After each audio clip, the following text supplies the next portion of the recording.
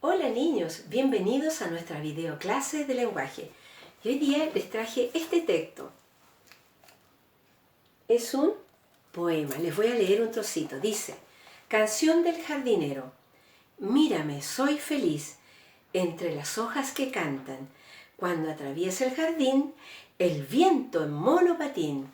¿Es verdad que el viento va a cruzar el jardín en un monopatín como que si fuera un niño? No, no es cierto, pero es un lenguaje poético, este que nos acabamos de leer. Los poemas tienen una manera especial de escribirse y de representar cosas, ¿ya?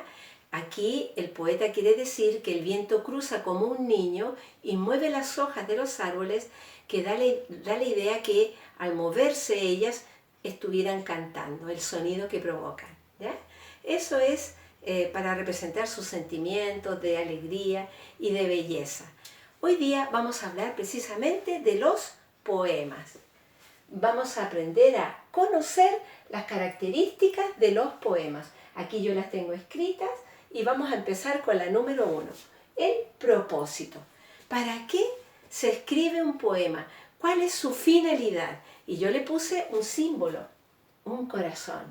Y eso quiere representar que un poema se escribe para expresar sentimientos, emociones, ideas que tiene el autor sobre un tema que él se ha inspirado, el mar, los árboles, el otoño, etc. Segunda característica, la estructura del poema, es cómo se organiza el texto escrito. En este caso, un poema, niños, se escribe al centro de la hoja y las líneas no van de margen a margen, sino que se ubican en el centro. Todo poema se escribe en estas líneas que se llaman versos y un conjunto de versos se agrupa en estrofas. Entonces podemos decir que el poema se escribe en versos y estrofas. Y un poema puede tener distinta cantidad de estrofas y de versos. ¿Queda claro? Por ejemplo, hay poemas que se escriben en una sola estrofa, y hay poemas que tienen en una estrofa 2 versos y a veces 1. Vamos a ver la número 3, el lenguaje figurado. Yo lo representé con un triángulo. Lenguaje figurado, y ese símbolo es para representar que es un lenguaje simbólico, que no es el mismo objetivo y claro que podemos ver en las obras de narración o noticias, en otros tipos de texto. Un poema utiliza un lenguaje figurado, es decir, que representa una idea, un sentimiento, una emoción, algo. Por lo tanto, como veíamos al comienzo, el decir que las hojas de los árboles cantan no quiere decir objetivamente que ellas cantan, sino que es subjetivo, es decir, pareciera que cantaran, ¿ya? Porque el momento que está viendo el poeta es algo que a él le provoca mucha alegría, mucha felicidad. Luego, cuarto aspecto, las rimas. Y aquí yo dibujé 2 notas musicales con un signo igual y para representar que son sonidos parecidos o iguales. El poeta elige palabras al final de algunos versos que terminen parecido o igual. Es decir, él busca 2 palabras que rimen, es decir, que terminen exactamente igual o parecido. Por ejemplo, canción rima con emoción, terminan exactamente iguales. Pero también puede ser canción con tambor. Suenan parecidos, pero no son iguales. Y por último tenemos el último aspecto, que es el lenguaje embellecido, y yo aquí puse una flor.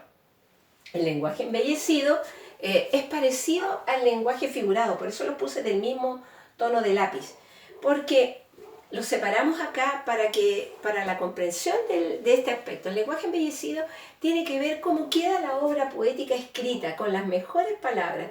No es llegar y elegir cualquier palabra que rimó y ya la puse, sino que tiene que buscarla en forma bella, que quede la obra poética bellamente escrito. Es igual como un artista, como un pintor, que elige las pinturas, las combinaciones, los tonos de color, los recursos y las técnicas para plasmarlos en su obra artística. Lo mismo el poeta, utiliza las mejores palabras para embellecer su obra poética. Bien, pero un poema, niños, no solamente está escrito para gozar de la escritura, sino que también se hace y se crea para ser declamado o recitado. ¿Ya? Nosotros, en las profesoras de lenguaje, le pusimos un poema en la obra, en la guía que tienen ustedes en el aula virtual. Y para el caso de tercero básico, pusimos la obra Fiesta en el mar, de Andrés Díaz Marrero. Por lo tanto, ese yo les voy a dar un ejemplo de declamación, porque la declamación también pasa un poco por las características personales de aquel que recita. Si bien el objetivo es expresar lo más fielmente los sentimientos y emociones del autor del poema. Antes de leer o de declamar el poema, vamos a hacer el paso 1, de anticipar, de predecir de qué se va a tratar, de qué podría tratarse este poema. Y para eso vamos a formularnos preguntas. Primera pregunta, como el título es, miramos el título y dice Fiesta en el mar, entonces vamos a mirar y pensar, ¿ha sido alguna vez alguna fiesta de cumpleaños, de disfraces, de año nuevo?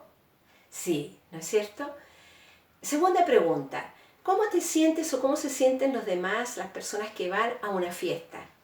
¿Alegres o tristes? Alegres, ¿no es cierto? Muy bien.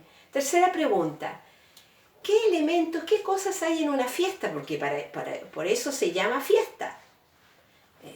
Música, baile, diversión. Muy bien. Y por último, cuando vas a una fiesta, ¿pides permiso al papá, a la mamá? ¿Sí? ¿No? Siempre hay que pedir permiso. Bien, niños, aquí va el ejemplo de declamación para que ustedes también puedan practicarlo en la casa. 1, 2 y 3. Fiesta en el mar, de Andrés Díaz Marrero. Suenan caracolas, flautas de coral. Tocan los tambores, pulpo y calamar. Baila que te baila en suave compás. Hay una estrellita que brilla en el mar. Mueve su ancha en agua de blanco cancán y a todos convida con ella a bailar.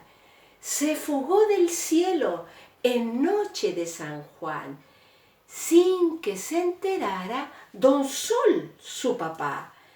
Pues cuando se entere, ya ustedes verán que en la madrugada la vendrá a buscar. Ahí termina esta declamación. Bien, niños, será todo por hoy y será hasta la próxima clase a practicar la declamación del poema. Chao, niños.